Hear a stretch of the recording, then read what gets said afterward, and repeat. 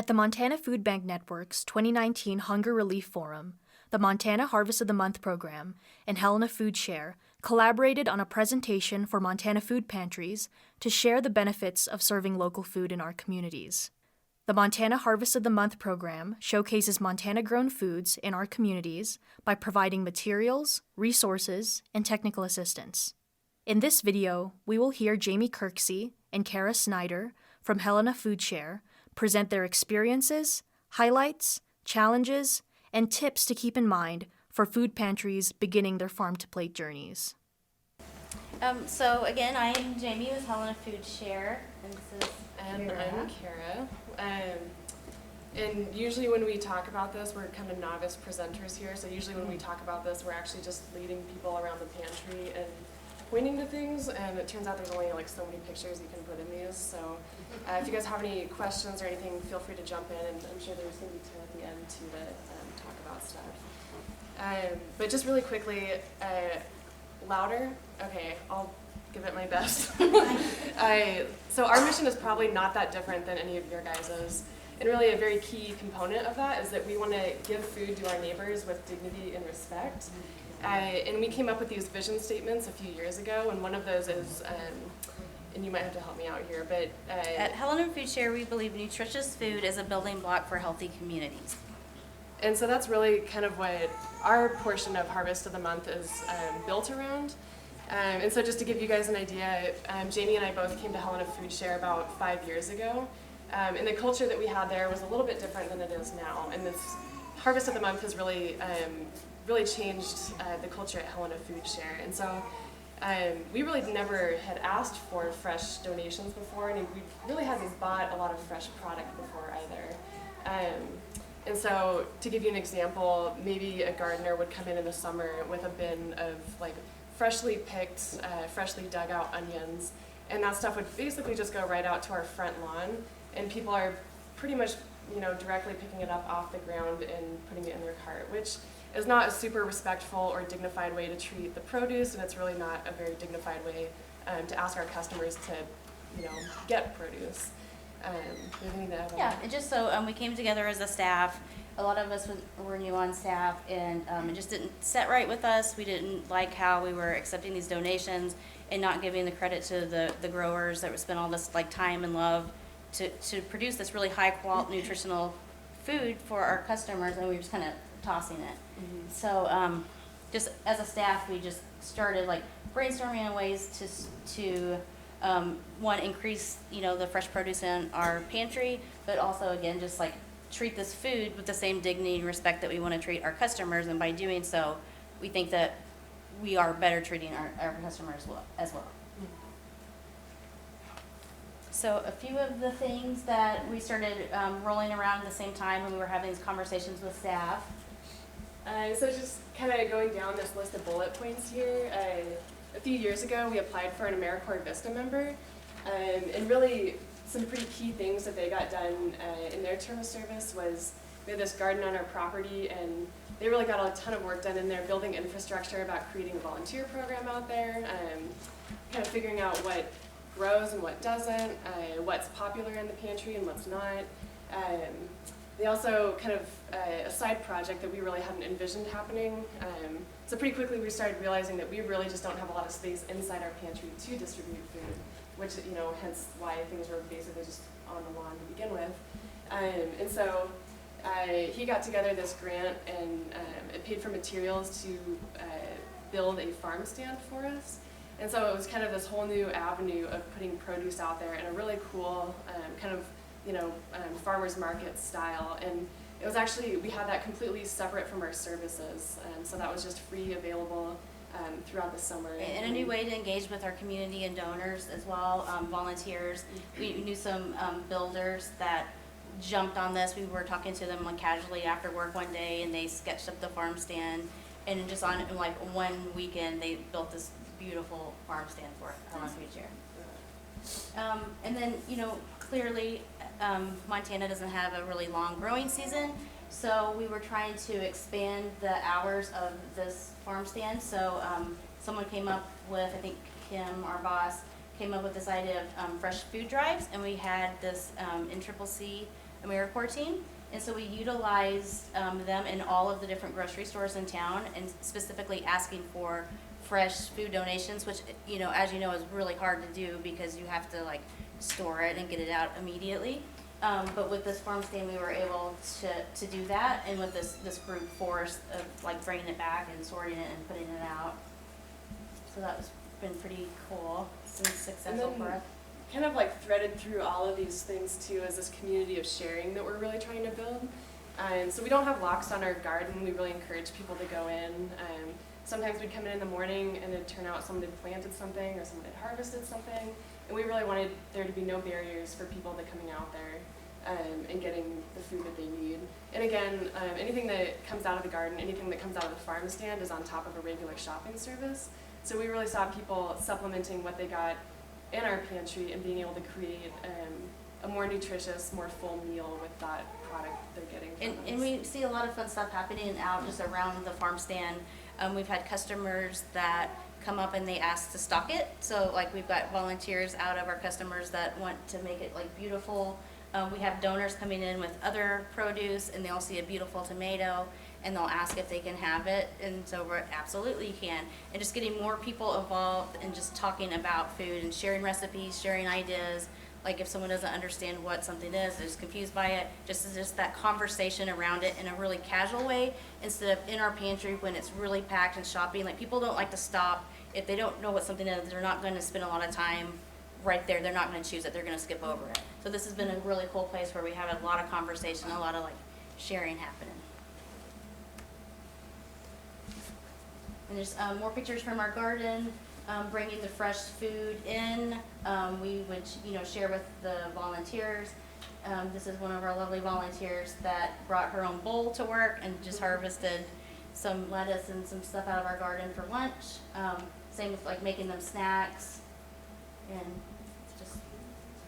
we just got really into taking the pictures for Instagram too. We have a lot of beautiful, beautiful food pictures. So we struggled quite a bit at the beginning, just trying to figure out what all these different projects were really going to be called, like if it's a program, like what it really is. And this is really before we got involved with Harvest of the Month. And so we had, again, the garden and the farm stand, which is all about increasing fresh foods that we were offering in the pantry. We had this nutrition education plan that we'd really kind of had in the works for quite a while. And that included, we have a recipe wall that we have a lot of customers who bring in recipes based on stuff that they're finding in the pantry. We have volunteers who do that, staff. We also had cooking classes, food and garden demos. And then kind of this other thing we'd been working on for quite a while was really investing our donors in a different way. And so for a long time, we were asking our donors, like these like Blue Cross Blue Shield, I think St. Pete's is on there, for large amounts of money, and that large amount of money was used to cover like just our basic necessities. Like we were buying things high in protein, we were buying turkeys for Thanksgiving and Christmas. And so what we did, I think 2 years ago, we started asking for that money to actually buy onions and oranges and apples, and it was this huge hit. Like people just loved it. It really changed what a Thanksgiving box looked like at Helena Food Share. And I mean, those donors too have this huge benefit to gain from our customers eating things that are healthier for them. Like it's so incredible, like, that we're seeing these connections here between nutrition and health. And that's really, we're all in this together and kind of realizing that connection there. And then obviously MFBN is a huge partner for us. And so they've been able to offer a lot of fresh produce. And that also, one of our limitations is just the space that we have. And so our turnaround time for a lot of the stuff that we get is the same day. And so we might be picking up 6,000 pounds of food on our grocery rescue, and that's all going out the door that same day. And so we've really had to stretch ourselves to think of ways, like the farm stand, to distribute more. We've stored things at the local breweries. We've turned, in the winter, really pushed what our temperature is in the warehouse so that we can store fresh produce there. And in our actual pantry too, kind of a challenge, we had all of this produce that of course we wanted to accept and give out, but again, we don't have the space for it. So we now have this bulk section in our pantry when you first walk in, and it looks more like a market, and people can just take as much as they want every shopping trip. And so that's been kind of was a challenge that's turned into something that like we're really proud of now, and that we wouldn't go back. Like, we love that it looks like a market.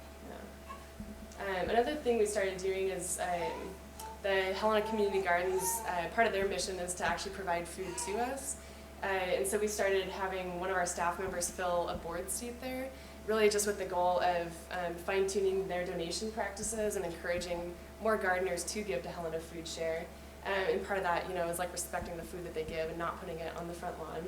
And just to give you an idea of how successful that has been, in 2015, I think our total for that season was 300 pounds from the community gardens. And last year, at the end of the season, we had over 6,000 pounds. So it's incredibly, for a couple hours every month, not even quite that of investment of our staff time, it's an incredible amount of food that we get out of that. And then, yeah, sorry, go ahead. I'm just going to add something to, we always go back and forth on staff talking about our grocery rescue program and what we're going to accept and right now we accept everything. Everything that they give us, we take it, and we don't love putting, tons and tons and tons of donuts out at the first, spot in the pantry. And so we're always, my point of saying this, I think, is we're always worried about offending our donors. And we found that we haven't offended anyone in this. We're just kind of tapping into a new donor base. So we're encouraging people that are growing the fresh food, we're talking to them, they're seeing that Helena Food Share is now associated with more fresh products and stuff. So we're not losing donors, we're kind of gaining the new ones. Yeah.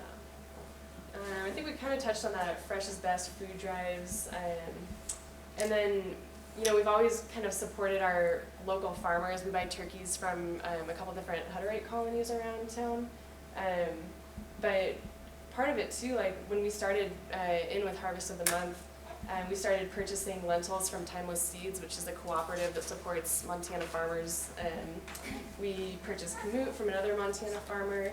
And then, I don't know if there's not a picture on this slide, but all that produce we get during the holidays, a lot of that just comes from right around Helena and is trucked in, picked within a few days and trucked in to us.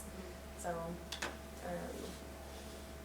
And then just a nutrition communication campaign. So again, we're not just talking about it on social media and stuff. We actually have in our development team, they 1/4 of the year their development efforts is asking, telling these stories about the difference the fresh produce is making, the links between good eating habits and health, and they're sharing that with again our donors, and everybody's just been pretty supportive.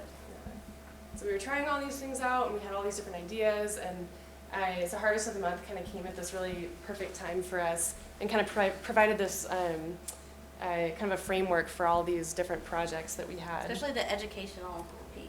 We love all of the stuff that we get from Harvest of the Month. And then, again, we kind of talked about this already, but in our pantry, if our customers go around and they see something that they were kind of unsure about, they don't know what it is, they don't know how to prepare it, they often skip it. So we were really in desperate need of a way to give out samples. We don't have a commercial kitchen, so we were dreaming of this demo cart.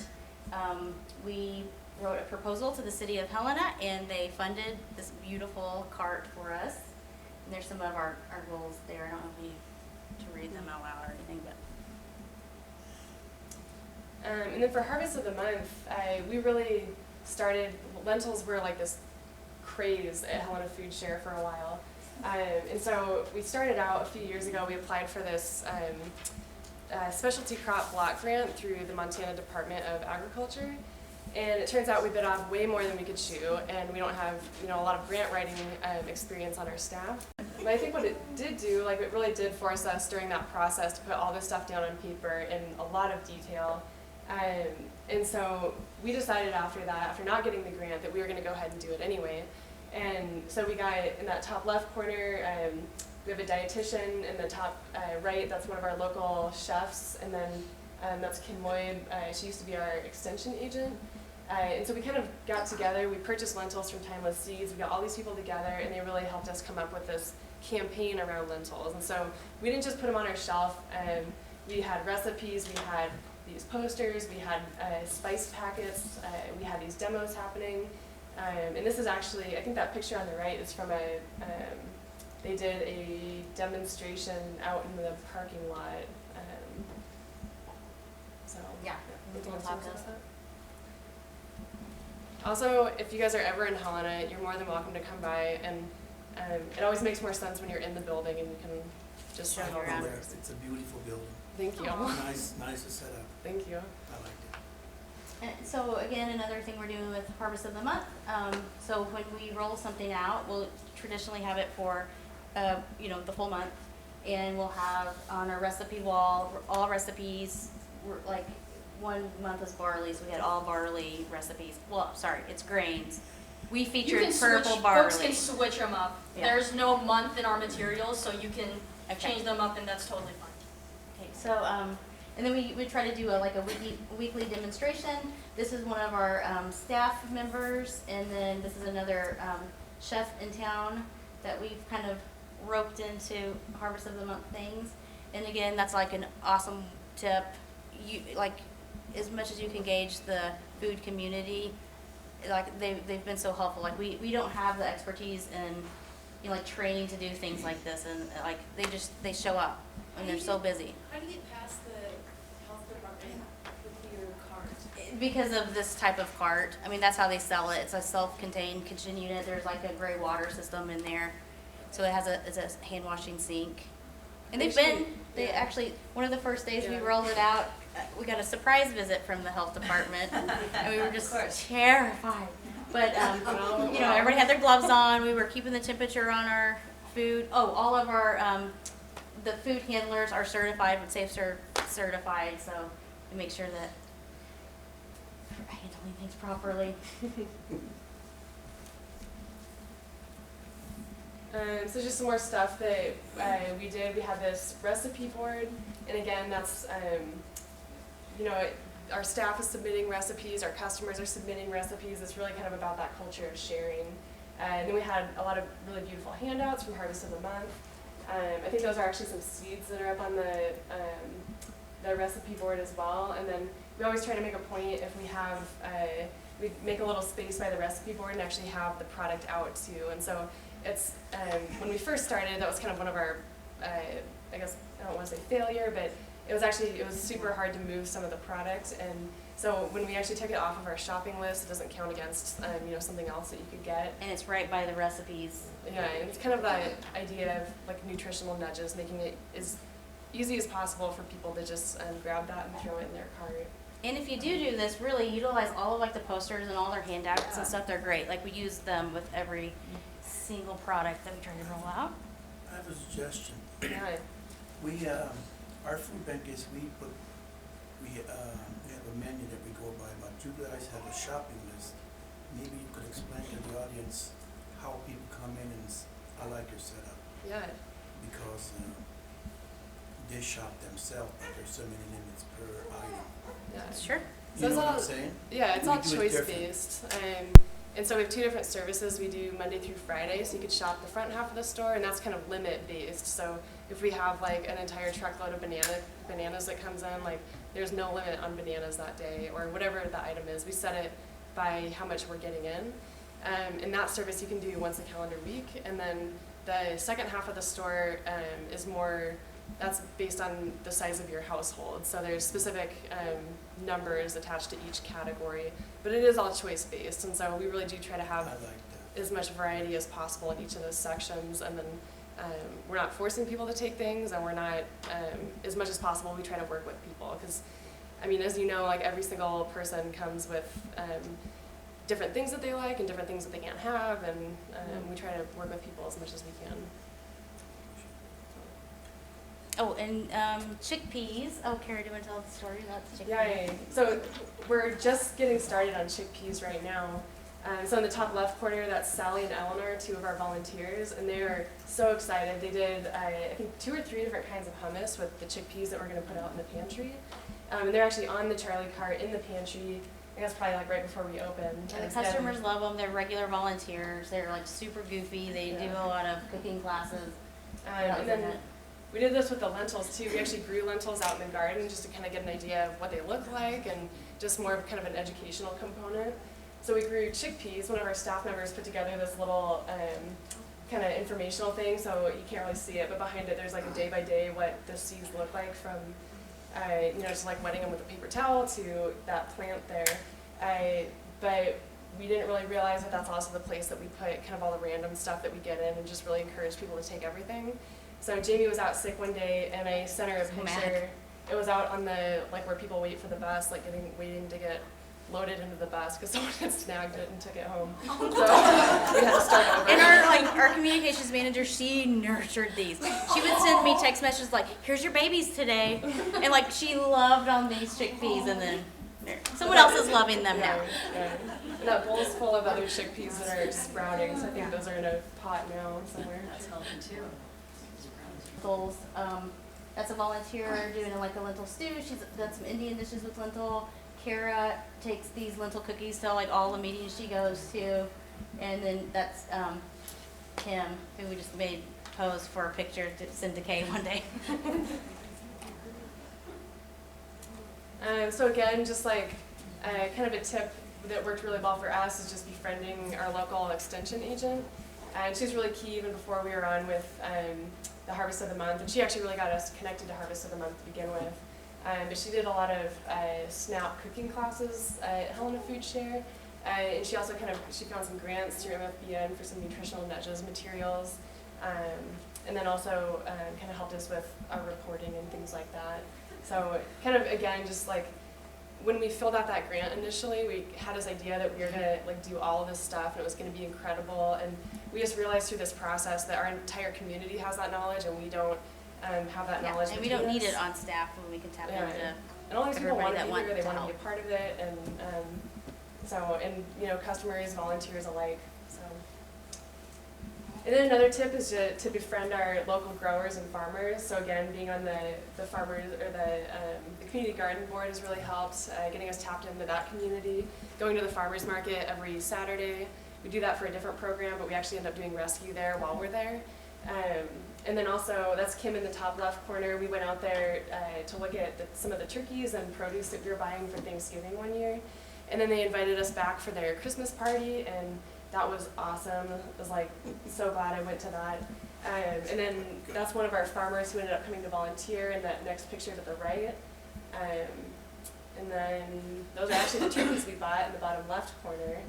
So just kind of that idea of extending, just getting to know who we're buying the food from and letting them know how we're going to treat it and seeing how they treat it. Yeah, and she'll call them, before they even have a growing season and ask them what they would like to grow, like what are they growing this year. She'll put it in an order. If it doesn't happen, it's okay by us. We'll source it from somewhere else. If they have it, great. If they actually have an abundance and they want us to buy more, she usually has a little wiggle room in the budget to like be able to do that too. So it's just really just like in person, informal, friendly, kind of like ordering. I don't know how else her handshake feels. Yeah. Okay. Yeah, sure. And so then again, I've already mentioned this, but like every time we have like a tabling event or something now, we bring fresh produce, we bring seeds, we just bring things to give out. Now instead of just information on just like here, give to Helena Food Share, we want people to see Helena Food Share as this place that gives out fresh produce. And then we also have our usually a bag of lentils, a bag of barley sitting there too. And we want to have conversations with people like how you can get involved, how you can donate to Helena Food Share, come do a demo, yes, grow a row for us. We would love that in the summertime. So just talking about other ways to give to Helena Food Share other than just writing a check or just like cleaning out a cupboard of canned goods, which again, we'll still take those as well. And then this was a fun event at actually our local brewery. And this is that chef again that we love. And it was a day that they were brewing beer for Helena Food Share. So they would get $1 for every beer sold or something. And this is the brew day. So we were able to talk to like the engineers that we partnered with and some other like key people that are these major donors and like what we're doing with Helena Food Share. And they're trying the food that we're giving to our customers. That's kind of fun. Like we're all eating the same thing, sharing the same recipes. And drinking some beer. And then if you have any questions for us and you want to ever talk more about this, you can get a hold of us or come visit us. The Montana Harvest of the Month program is a perfect way to start or grow a farm-to-plate program. Learn more about Helena Food Share by visiting www.helenafoodsshare.org, and if you're in Montana, learn about how you can get your community registered for the Harvest of the Month program by visiting www.montana.edu/mt Harvest of the Month.